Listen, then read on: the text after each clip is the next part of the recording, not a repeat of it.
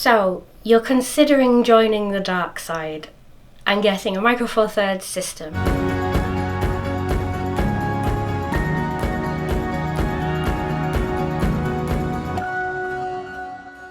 Obviously, I think it's a good idea, but for the sake of balance and conversation and all that lovely good stuff, I thought I would do some pros and cons for the Micro Four Thirds system after using it exclusively, professionally, for over a year. Pro number 1, they're very small. The lenses and the bodies are both very small. Even if you go for a GH5, the lenses will be small and your overall kit will be reduced. I can fit so much into a tiny bag, it's unreal. And the result of that over the last year has been that I've been taking my camera out a lot more. I very rarely leave home without one, even if I'm just going to a friend's house.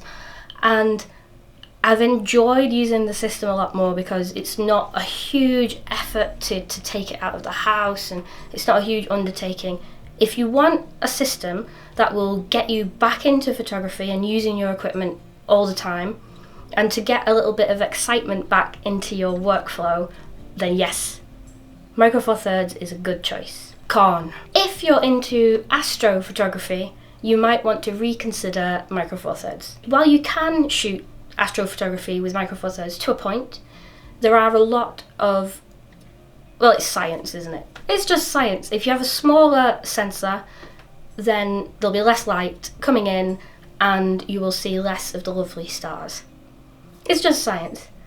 It really is. However, to combat that, Olympus are pioneers in this respect, and I love a lot of the features on the Olympus systems. They have live composite modes where you can combat the lack of light coming in by leaving the shutter open, and it will only record the changes in the light. So you can get light trails, you can even, you could leave the shutter open for 30 seconds and the landscape would stay the same, but bang, there's a bolt of lightning and it'll catch it. So I think I just turned that con into a pro.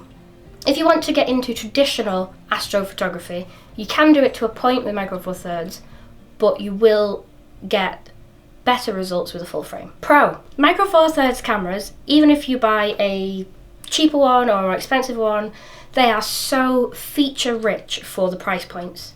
I mean, ridiculously so. As I've mentioned with the Olympus ones, you have so many innovative modes for doing long exposures.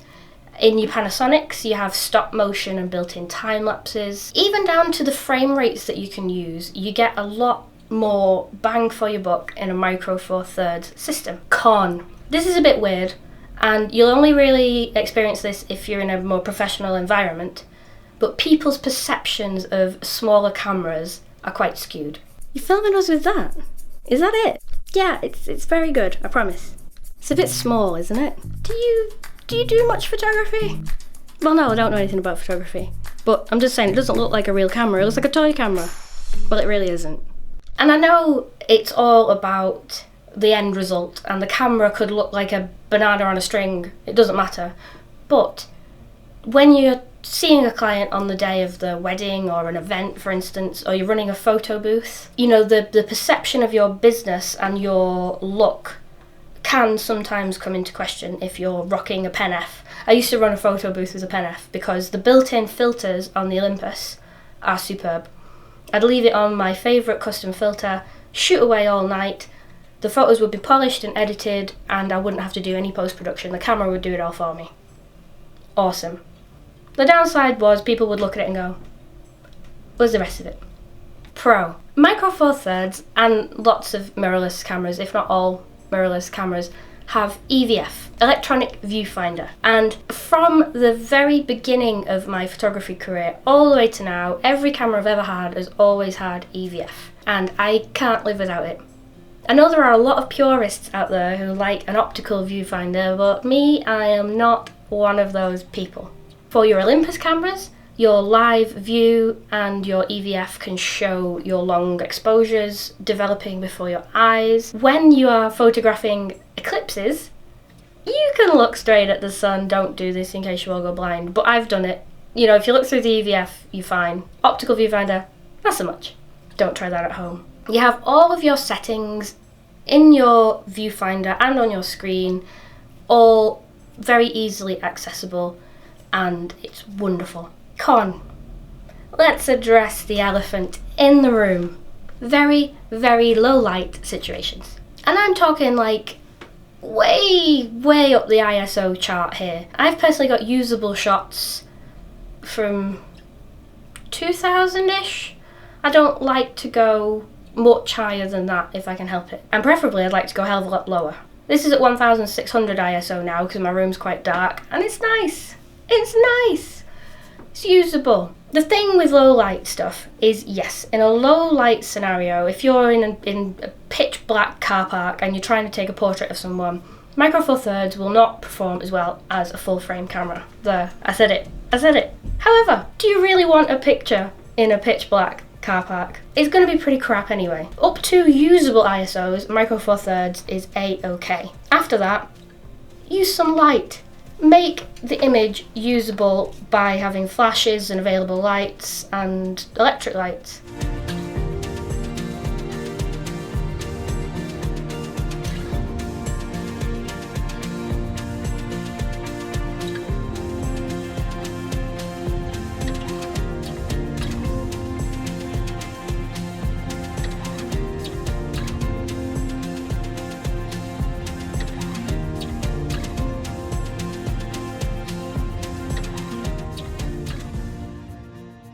The objective for any photographer, whether you've got a full frame camera or a medium format camera or a bridge camera, is to make the photo look good, right? And you do that by using the light to the best of your ability and keeping your ISO lower. So in any professional environment, like I've used this stuff for gig photography, weddings, events, table shots, long exposures at night, etc. Very low light, it's not as good as full frame, but I'm talking unusably crap anyway, so it doesn't matter. Doesn't matter. It's a con, but do you get what I'm saying? It's a con, but if you want to make your photo look good, you wouldn't shoot in those conditions anyway. I'm rambling. Next. Oh, irony of ironies, I was just in the middle of talking about battery life and my camera died, so pardon the costume change. I'm speaking to you from the future. This incident aside, I promise the battery life is awesome. On that one battery that just died, I did all of this vlog, all of the last 2 vlogs, and also filmed some stuff on Christmas Day with my family. So it's not been bad, Let's go back to good old science again. Tiny sensor means it takes less power to run. Easy as that. Perhaps the best example of this was my Sardinia trip in September, which I did a travel vlog about, which you should totally look at. Plug. I took the wrong charger. I took my G7 charger instead of my GH5, which left me for an entire week with only 3 GH5 batteries. And it survived admirably. Battery life for the win. And the final con, the slightly smaller elephant in the room, depth of field. There's this whole misconception around Micro Four Thirds cameras that you don't get shallow depth of field or you can't achieve bokeh, and it's quite a flat image. While it is a flatter image, you can still absolutely get really nice depth of field and bokeh. You just have to be aware that the depth of field that you might get on sort of a 2.8 on this system versus a 2.8 on a full frame might be less shallow, but then just get a 1.8. You know, there's ways around these things, and I think personally the pros far outweigh the cons. So there it is, 6 points, 3 for, 3 against. What do you think? What are your pros and cons for the system? Why did you choose Micro Four Thirds, or why are you considering Micro Four Thirds? Thank you very much for watching.